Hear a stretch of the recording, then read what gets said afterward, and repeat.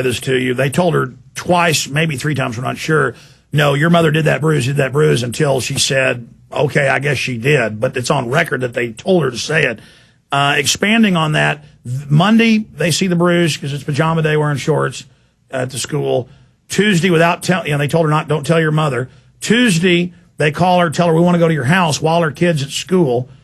I tell her, that may not be a good idea. They want to get in your house and look for stuff. We need to talk to a lawyer first. So she said, okay, let me meet her at a gas station. I told her, is she with a cop? They drive through. There's an unmarked cop car with a cop, with a woman. She leaves, says, are you there? Yeah, we're here. So it looks like they may be to the point of grabbing her daughter or something. What does it sound like to you, Mr. Broad?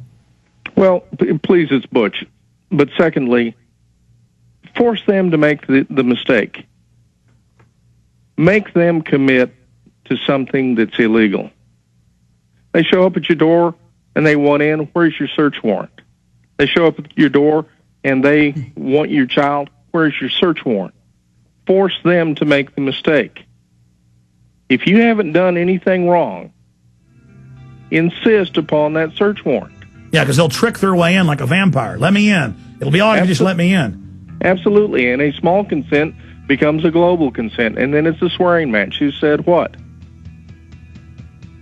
So I gave them the right advice not to go meet them?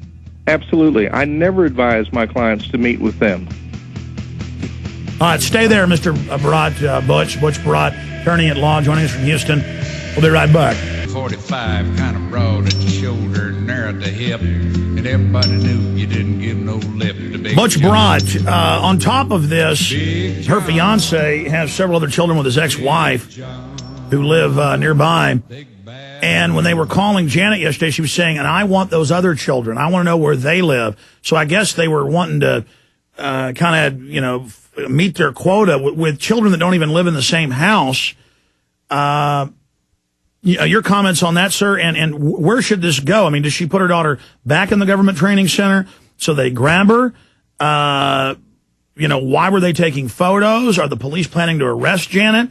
I mean, I guess later the CPS worker said she would talk to you. Certainly, you've advised Janet not to meet with them. I mean, what's the course of action here?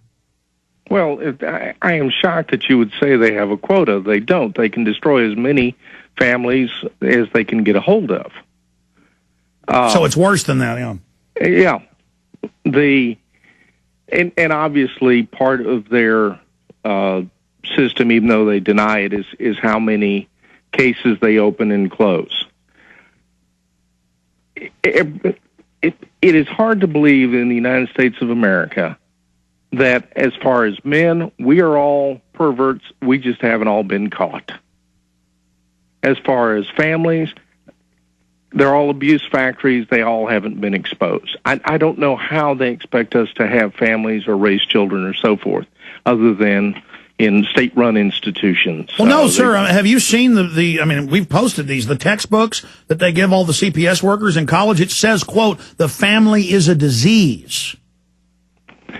I have not seen the textbook. I am aware of this mindset that they are of the firm opinion that the state of Texas or whichever state you happen to be in is better suited to raise your child, your children, and teach them morals and values than you are. And that, to me, is abhorrent. It is so twisted as to beggar, comprehension. I don't know how you get there. As far as what is the next step, they're going to snoop around trying to find something.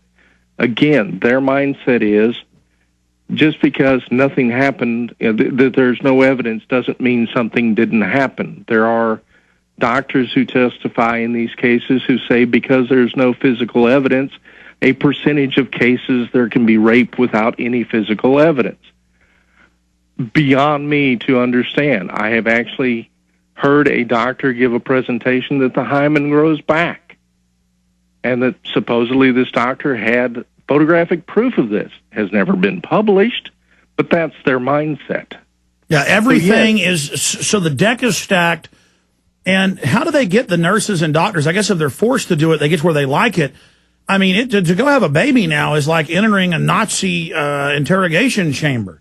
I mean, everything is interrogation. Everything is tattletales. Everything is, I have news articles where they're training 7-year-olds to spy on their parents. I mean, it's hellish. It's East Germany. Absolutely. How do you train the doctors this way? It's very easy. You give them absolute immunity if they report abuse. You give them no immunity and civil liability if they don't. That's a no-brainer. What about how now they ask everybody, do you own a gun? Do you have children? You'll go in to have your broken finger fixed, and they're little secret police asking you, do you have guns in your house? And then not telling you, by the way, we're filing this with a criminal agency. I mean, it's just incredible. The answer to that one is it's none of your business. There is no illegal activity going on in my house, period, end of story. Why don't you ask the doctor, hey, do you own any guns? Do you visit hookers, doctor? And he'd be like, how dare you, get out of here. But it's normal for him to do it. Well, because they're trained this way, unfortunately. And, yes, do they see actual abuse? You bet. Several years ago at Thanksgiving, my wife happened to trip on a long skirt, fell down, and broke her nose. I took her to the emergency room. I become the suspect. Excuse me, I've got 25 witnesses at home. Go talk to them. Take care of my wife. Well, I was about to say, sir, I've seen the cases where people I know, I mean, well-to-do families come to my door, neighbors, middle class, and say, I know your show's about this stuff. My daughter in front of witnesses at the playground broke her finger, and they're trying to take her, and they don't even want to see my witnesses. No, they want your kid. That's right. They got a jet to fly her to Saudi Arabia. She's 10 years old. She's got blonde hair. It's over. And surprisingly, the number of kids who get snatched that fit that description.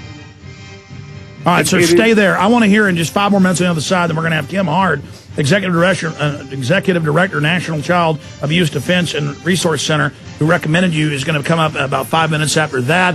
And I'll give the phone numbers out to the Buda School District, the Buda Police Department, the Hays County Sheriff's Department, and the City Council. I want you to call these people and let them know we're fully aware of their sickening activities.